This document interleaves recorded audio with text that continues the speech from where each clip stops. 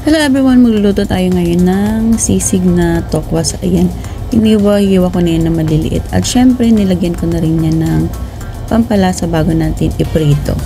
At syempre, ito yung ating mga sangkap. Ayan, mga simple lang yan. Meron tayong sinilabuyo, siling green, at syempre meron tayong sibuyas na puti. Meron din pampalasa, at syempre mayonnaise at paminta. So yan kasimple lang ng ating mga sangkap na gagamitin dito. So ayan, kailangan iprito muna natin yung tokwas. Ayan. At kailangan lubog siya sa mantika para naman pantay yung pagkaluto. At syempre ako gusto ko kasi toasted yung ganyan. Pero sa inyo depende yan kung anong gusto nyong pagkaluto. Kung toasted o yung sakto lang. So yan. Kapag lubog kasi sa mantika, pantay yung pagkaluto niya. At syempre talagang toasted yan. So ito na nga yung aking napritong tokwas. So ayan. Pag ganito, pwede na rin yan kainin kasi malasa na yan. Nilagyan ko na yun pang palasa. So habang nagpiprito nga ako, pinapapak ko na yan.